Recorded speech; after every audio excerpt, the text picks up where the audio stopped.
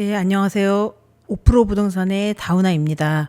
지난번 영상에 제가 이제 그 다음 영상에는 법인과의 거래에 대해서 그 영상을 하나 준비 드리기로 했던 거를 기억하고, 오늘은 이제 법인과 개인 간의 분양권 거래 시 어떻게 할 것인지 그 영상을 직접 거래한 사례를 예를 들어서 설명을 해보도록 하겠습니다. 우선 법인이 뭔지에 대해서 법적인 정의와 그 매매 거래 시의 유의점에 대해서 설명을 드려보도록 할게요. 법인이라는 것은 우리 이제 그 계약의 주체로서 사람과 같이 권리와 의무를 행사할 수 있는 존재인데요. 법적으로 권리와 의무를 지닌 독립적인 존재로서 사람과 구별되는 법적인 단위입니다. 일반적으로 법인은 사업이나 특정 목적을 수행하기 위해서 설립이 되며 주로 기업, 협회, 재단 등으로 존재합니다. 법인은 사람처럼 계약을 체결하거나 재산을 소유하고 법적 책임을 질 수 있습니다. 법인은 일반적으로 설립, 운영, 해산 등에 대한 법률적인 규제를 받으며 일정한 절차와 조건에 따라 설립이 됩니다. 우리 자연인이라고 해서 그냥 일반 개인이 매매 계약 행위를 할 수가 있고, 뭐 법적으로 어떤 다른 여러 가지 행위를 할 수가 있는데, 자연인이 아닌 법적으로 규정이 된 그 존재이다, 이렇게 알고 계시면 되고요. 법인 거래 시의 특약 사항이 중요한데요. 법인은 실제 자연인이 아니기 때문에 법으로 규정된 존재라고 했잖아요. 그래서 이제 법적인 법인 보통은 이제는 회사가 법인으로 되어 있는 경우가 많은데, 법인이 해제되거나 사람은 이제는 뭐 사망 시에 그 상속자가 대신 그 권리를 행사하거나 이런 부분이 있는데, 법인 자체에 문제가 생겨서 법인이 없어지거나 이랬을 때 그 다음에 책임자가 있어야 되기 때문에 법인 계약에서는 반드시 법인의 그 연대 책임자의 그 내용이 표시가 되어야 되거든요. 이제 이런 법인 거래에는 보통은 법인의 권리 제약 사유 발생 시 법인의 대표가 연대하여 책임진다. 그러니까 회사의 대표자가 법인 대표자가 그 연대하여서 책임진다, 이런 내용을 써드렸어요. 그러니까 법인으로 회사를 만들어 놓고 계약을 진행을 하다가 법인 자체에 문제가 생겨서 법인을 뭐 없애는 경우에 아무런 책임자가 없을 때 그 법인의 대표자가 책임을 진다, 이런 내용을 쓰는 거고, 법인 대표자 이름, 주민번호, 주소, 이런 내용들을 특약 내용에 잘 쓰셔서 그 법인 거래 시 생길 수 있는 그 법적인 문제에 대한 책임자를 명시를 꼭 해주셔야 됩니다. 법인 사업자 등록 증명 한번 보실게요. 상호명 나와 있고요. 사업자 등록 번호 나와 있고, 대표자, 그리고 법인의 등록번호죠. 사람으로 따지면은 주민등록번호라고 생각을 하시면 돼요. 사업장 소재지, 개업 연월일, 사업자 등록 연월일, 뭐 업태, 업종, 종목, 이런 게 나와 있고, 제가 이걸 보여드린 이유는 이제 앞으로 설명할 내용들 중에서 거래 방식의 포괄양도 양수계약이라는 것이 있는데, 포괄양도 양수계약이 되려면 이 업태와 종목이 같아야 되기 때문에 이렇게 사업자 등록증을 한번 보여드렸습니다. 분양권 법인을 일부러 법인을 만들어서 매매를 하시는 분들이 있으세요. 이게 법인으로 매도를 하거나 부동산을 사거나 팔면은 좋은 점이 어떤 것이 있는지 알려드리겠습니다. 상업용 부동산 같은 경우는 그 분양권 전매법 때문에 한 단지 내에서 내가 매도하고 매수를 하고 다시 매도를 한 경우에 다시 그 해당 단지에 대해서 또다시 분양권을 매수한 경우에 팔 수 없는 경우가 있어요. 분양권 전매법에는 사용 승인 전에 2명 이상에게 팔 수 없다라는 그런 법적 내용 때문에 개인이 동일한 단지 내에서 사고 팔고를 사용 승인 전에 계속 무한정 할 수가 없습니다. 그래서 내가 한번 그 분양권을 샀다가 팔으신 분 같은 경우, 분양을 받았다 팔으신 분 같은 경우 다음에 다시 사면은 내가 원하는 시점에 팔 수가 없기 때문에, 그럴 때 이제 법인을 따로 만들으셔서 분양권을 매수하는 경우가 있습니다. 그래서 개인의 명의로 살 수 없는 경우에 나 대신에 마치 분신처럼 법인을 만들어서 계약을 체결할 수가 있습니다. 그래서 법인으로 할 경우에는 어떤 점이 유리할까요? 예, 법인으로 했을 때 좋은 점은 어떤 것일까요? 뭐 여러 가지 장단점이 있겠지만 법인은 이제 세무 처리나 아니면은 이제 계약을 할 때 서류나 이런 것들이 좀 개인보다는 자연인보다는 복잡하지만 법인으로 일부러 이제 분양권을 매매하시는 분들 같은 경우는 이 세금적인 부분에서 유리한 부분이 있기 때문에 하시는 분들도 많아요. 그래서 보시면 25년 기준으로 과세표준 3억 원 이하의 법인 세율을 써드렸는데 보통 일반인들은 그 상업용 부동산을 사고 팔을 때 1년 이내에서 사고 팔았을 경우에 양도차익의 50%의 양도세를 내게 되거든요. 근데 이제 법인은 법인세를 내죠. 법인세는 과세 표준이 3억 원 이하에서는 10%밖에 내질 않아요. 그래서 법인을 만약 분양권 매매 법인을 따로 내셔서 분양권 그 법인에서 뭐 분양권을 한 3개 정도 가지고 있다. 근데 분양권 하나마다 1억 원씩 수익이 났다. 그러면 총 3억 원의 수익이 나는 거죠. 3억 원에. 그러면 개인 같은 경우는 1억마다 50%의 양도세를 내잖아요. 그럼 5천만 원씩 세금을 내고 3억이 다 수익이 났다고 해도 1억 5천 세금을 내야 되겠는데 법인 같은 경우는 3억 원 이하는 10%, 3억에 대한 10%만 내면 됩니다. 3천만 원이죠. 이렇게 따지면 상당히 큰 금액이에요. 그래서 양도세 때문에라도 법인으로 매수하시는 분들이 있어서 법인하고의 거래에 대해서 또 설명을 드리고 이런 분양권 매매를 위한 법인을 따로 내시는 경우도 있고 아니면 그냥 개인적으로 본인이 현재 가지고 운영하는 법인에서 사용할 부동산 취득하셨다가 파시는 경우도 있기 때문에 한번 말씀을 드려봅니다. 법인 거래 시에 부가세 환급 처리 방식 알려드리면 법인 거래할 때는 일반 개인 간에 거래할 때는 세금 계산서 방법이나 포괄 양도 양수 거래 이런 것 중에서 보통 개인과 개인 간의 거래에서는 포괄 양도 양수 거래 방식을 가장 많이 이용합니다. 상업용 분양권 거래할 때 부가세 환급 처리 방식을 개인과 개인 간에는 보통 포괄 양도 양수 거래를 많이 이용하고 사업자가 동일했을 경우에는 포괄 양도 양수 거래를 해야만 됩니다.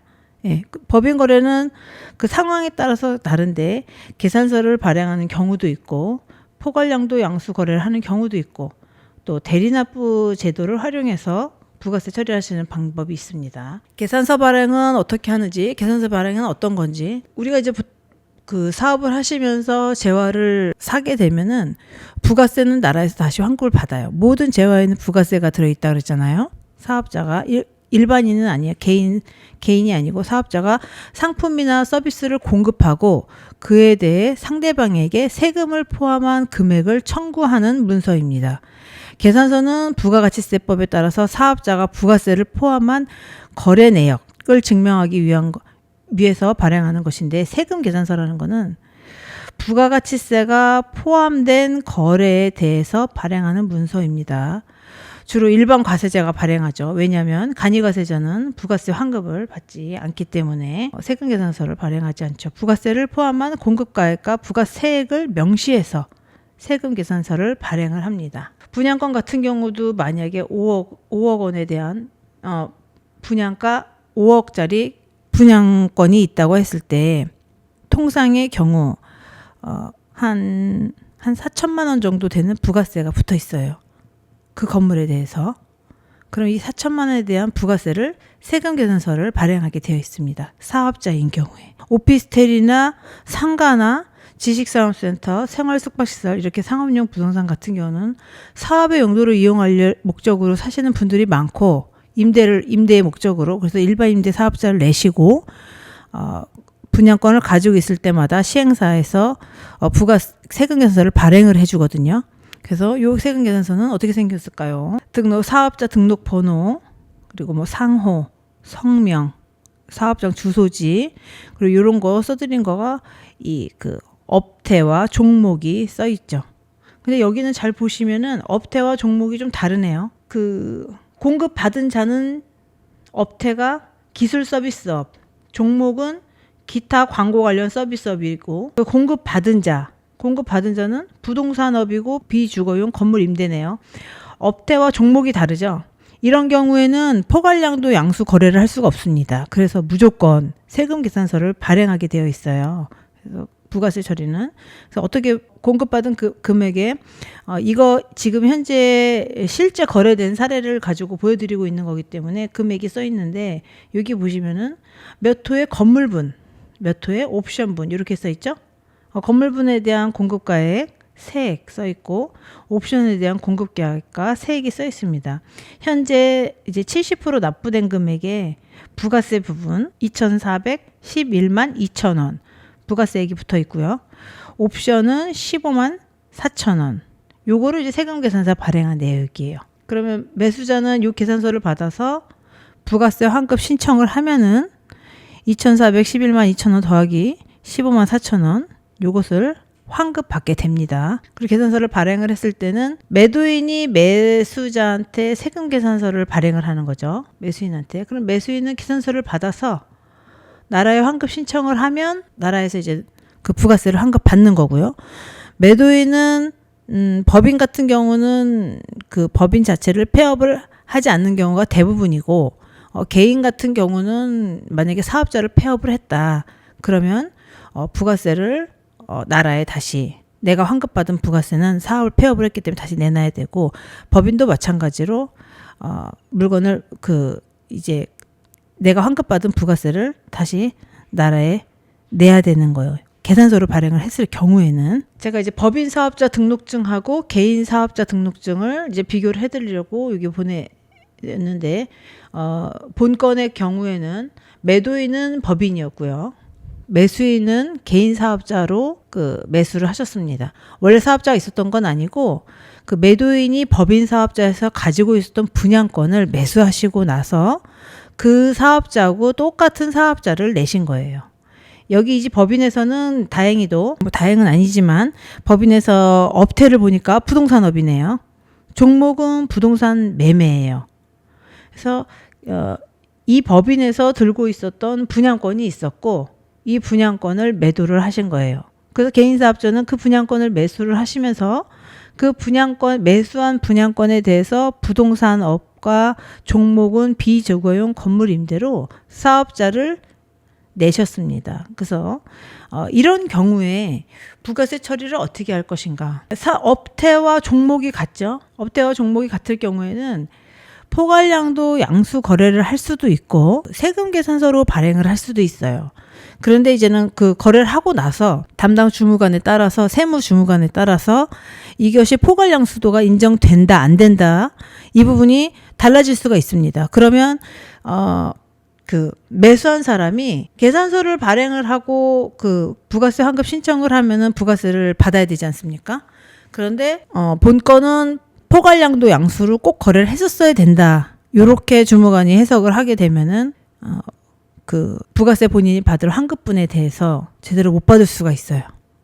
그리고 포괄량 수도로 진행했을 경우도 마찬가지로 주무관이 이건 포괄량도 양수 거래가 성립이 되지 않는 거래다라고 하면은 또 부가세 처리 부분에서 문제가 생기기 때문에 법인 같은 경우는 요 업태와 종목이 있는 걸 잘 보시고 법인의 업태와 종목이 같은 경우 개인이 그 해당 물건에 대해서 똑같은 업태와 종목으로 냈으면은 포괄량 수도가 가능하다라고 그 세무관에서 이야기를 들어서 그렇게 거래를 한 적이 있었는데 요것 또한 사실은 어떨 때는 안 된다고 이렇게 규정하시는 분들도 있기 때문에 법인 같은 경우는 보통 다른 방식으로 거래를 진행을 하는데요. 우선 지금 포괄량도 양수 계약으로 진행한 것에 대해서 설명을 한번 드려볼게요. 이제 오피스텔 분양권 거래를 했을 때 매매 계약서를 한번 보여드리면 포괄량도 양수 계약서입니다. 분양 금액 써 있고 옵션 금액 써 있고 그럼 이제 이런 내용들은 중요하진 않아요. 프리미엄이 얼마고 이렇게 쭉 써 있죠. 그러면 특정 자산이나 권리 등을 하나하나 나열해서 양도하는 것이 아니고 전체 자산, 권리의 집합을 포괄적으로 양수하는 계약을 뭐라고 한다? 포괄양도 양수 계약이라고 합니다. 이런 포괄양도 양수 계약을 왜 하느냐? 해야 되기 때문에 해야 되는 거예요. 매도자와 매수자가 동일한 업태와 종목일 경우에는 포괄량 수도를 안 해도 되고 해도 되고 이것이 아니고 포괄량 수도를 하게끔 되어 있습니다. 포괄양수도가 성립이 되는데 포괄양도 양수 계약을 안 하면 불이익을 받게 될 수 있어요. 그래서 보통 포괄양도 양수 계약은 어떨 때 성립이 되는가, 어떨 때 이용하는가, 주로 기업의 자산이나 부동산 또는 다른 상업적 권리 등을 양도하거나 양수할 때 씁니다. 전체적으로 권리와 의무를 묶어서 양도하는 형태이기 때문에 주의할 점은 무엇이다? 가장 주의할 점은 기업의 모든 자산과 부채를 포함하는 방식으로 양도하는 경우가 있습니다. 사업 전체와 사업 전체를 주고받는 거라고 했죠. 그럼 그 사업에는 우리가 설명할 그 부가세 관련된 내용도 있고 부채 내용도 다 들어있을 수 있어요. 사업을 전체적으로 다 포괄적으로 양도하고 양수하는 계약이기 때문에 부채도 함께 양도 양수될 수가 있습니다. 그래서 그 편안한 계약이긴 포괄양도 양수가 아주 편한 계약이긴 하지만 꼼꼼하게 보실 필요가 있습니다. 양수인은 계약 체결 후에 해당 자산을 전체적으로 인수하므로 그 자산에 대한 책임도 함께 떠안게 됩니다. 남아있는 돈을 내야 될 것이 있으면은 그 재화에 대해서 남아서 만약에 분양권 같은 경우 계약금 10%와 중도금 60%, 70%가 납부되어 있는 상태로 매수를 하셨다면은 남은 30%를 내야 되는 의무가 있죠. 그리고 또 남은 30%를 냈을 때 부가세를 환급을 받을 수 있는데 매매 거래 후에 환급받지 못했던 부가세는 매수인이 환급 받으실 수 있는 권리가 생기게 되죠. 장점은 포괄양도 양수 계약은 장점이 무엇이냐? 바로 효율성이죠. 이 효율성 때문에 나라에서 만든 제도이기 때문에 개별 자산 하나하나를 거래하는 것보다 효율적이고 빠른 거래가 가능합니다. 그리고 법적인 안정성, 포괄적인 계약을 통해서 자산의 전체적인 관리와 이전을 명확하게 할 수가 있습니다. 단점은 양수인이 양도된 자산에 관련된 모든 의무와 책임을 승계하기 때문에 예상치 못한 부채나 법적인 책임을 떠안게 될 위험이 있습니다. 자산의 목록이 명확하게 구체화되지 않으면 양도인과 양수인 간에 분쟁이 발생될 수가 있습니다. 자, 이게 무슨 얘기냐? 포괄양도 양수 계약을 하게 되면은 제가 다루고 있는 분양권을 전문적으로 지금 소개해주는 채널인데요. 분양권 같은 경우 부가세, 상업용 부동산은 부가세 문제가 가장 이슈가 되죠. 부가세를 원래는 포괄양도 양수 계약이 아닌 세금 계산서로 처리를 하게 되면은 재화가 5억이다. 그러면 5억의 금액을 모두 다 내고 5억에 붙어 있는 부가세가 4천만 원이다. 그러면 이 4천만 원을 거래하고 난 다음에 나라에서 환급받는 거죠. 원리는. 그런데 이제 포괄양도 양수 계약은 어떠냐면은 부가세를 4천만 원 있는 걸 포괄적으로 양도 양수한다. 그러면 매도인이 4천만 원을 만약에 부가세를 환급받은 상태라면은 이 부가세는 매도하고 매수 간에 서로 주고받는다고 했지 않습니까? 나라에서 받고 나라에 토해내는 것이 아니고, 그래서 애초에 거래할 때 얼마만 주면 된다? 4억 6천만 주면 됩니다. 그래서 매수하는 사람들 입장에서는 처음에 매매 거래할 때 거래 금액이 줄어들었죠.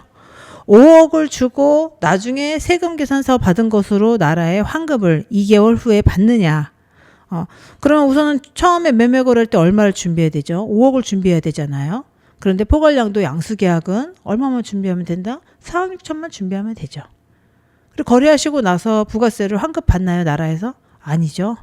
이미 매수인한테 부가세를 안 주고 샀기 때문에 환급 받을 부가세도 없습니다.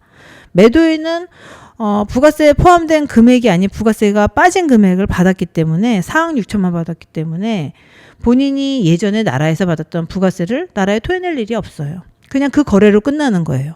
부가세를 빼고 재화의 가격만 받았고 매도인도 나라에 부가세를 다시 내야 되는 일은 없습니다. 그래서 거래가 매우 효율적이고 거래가 좀 편하다. 금액이 지금 5억짜리를 소개했지만 50억이다, 100억이다. 그러면 그 부가세 금액이 만만치 않잖아요. 그런데 거래 금액에서 그 부가세를 빼고 거래한다는 거는 매우 큰 장점이죠. 거래를 아주 편안하게 할 수 있는 거니까. 단점은 무엇이냐면 세세하게 모두 다 명확하게 구체화하지 않고 거래를 하게 되면은 매도한 사람의 부채나 어떤 법적인 다른 어떤 책임이 숨어져 있었는데 그거를 제대로 명시를 안 하고 포괄량도 양수 계약을 하게 되면 그 책임까지 모두 다 양수인이 떠안게 되는 경우가 있습니다. 그래서 그런 부분만 잘 유의를 하시면 되고, 분양권 같은 경우는 아직 지어진 건물도 아니고 거기서 임대 수익이 현재 발생되고 있는 상태도 아니기 때문에 특별한 권리제약 사유 또한 분양 사무실에 그 시공사나 시행사 사무실에 물어보면 간단하게 알 수 있는 내용들이기 때문에 크게 위험성은 없어요. 분양권 거래할 때 포괄량도 양수 계약은. 포괄량도 양수 계약 시 잔금 계산 어떻게 하는지 한번 볼까요? 만약에 이제 요번에 지금 제가 예를 들어서 설명해 주는 분양권 같은 경우 실제로 거래된 사례를 제가 보여드리기 때문에 구체적으로 가격을 명시를 해놨습니다. 건물분의 부가세가 2,411만 2천 원이었고요. 옵션 부가세는 15만 4천 원이었습니다. 그래서 총 부가세가 2,426만 6천 원. 그래서 이제는 그 거래 가격에서 매도인이 환급받은 부가세를 빼고, 매도인이 환급받은 부가세가 얼마라고요? 요거죠. 2,426만 6천 원. 그리고 매수인은 매매 금액을 지불합니다. 요 금액을 빼고 지불하는 거예요. 전매 후에 매수인은 남은 잔금 30%, 지금 제가 소개해드린 경우는 70%를 매도인이 그 시행사에 납부를 했고 30%는 아직 납부하지 않은 상태에서 분양권 전매 거래를 했고요. 그러면 금액이 얼마 남아있죠? 시행사에 내야 될 금액은 30% 잔금이 남아있죠. 이 상태에서 거래를 한 거기 때문에 매수자는 남은 잔금 30%에 대한 부가세는 매수인이 직접 대금을 지급하고 직접 환급을 받습니다. 그런데 이제는 이거는 포괄량도 양수계약인 경우인 거고, 계산서로 하는 경우는 만약에 그래서 아까 조금 전에 설명해 계약서 보시면은 요 분양계약서에 보면은 정산지불금, 융자금, 계약금, 중도금, 잔금 이런 게 써 있는데 원래 잔금이 얼마냐면은 마이너스 2,300만 6천 원인데 마이너스 났으니까 매수인이 이 돈 받아가는 거예요. 2,300만 6천 원을 받는 거예요. 그런데 이제 그 포괄량도 양수 계약을 하면 부가세를 매도인과 매수인 간에 서로 주고 받는다고 했잖아요. 그렇기 때문에 그 계산서를 할 경우에는 203만 6천 원을 받지만 포괄량도 양수 계약을 할 경우에는 매도인이 환급을 받았던 요 금액을 같이 환급을 해줘야 되니까 요 금액 더하기 아까 부가세 환급 받을 금액 이것까지 환급 받으면 2,657만 2천 원을 매수인이 받으면서 거래를 하시게 되시는 거죠. 요거는 이제 마이너스 거래이기 때문에 이게 매수인이 돈을 받아가면서 거래를 하는 계약입니다.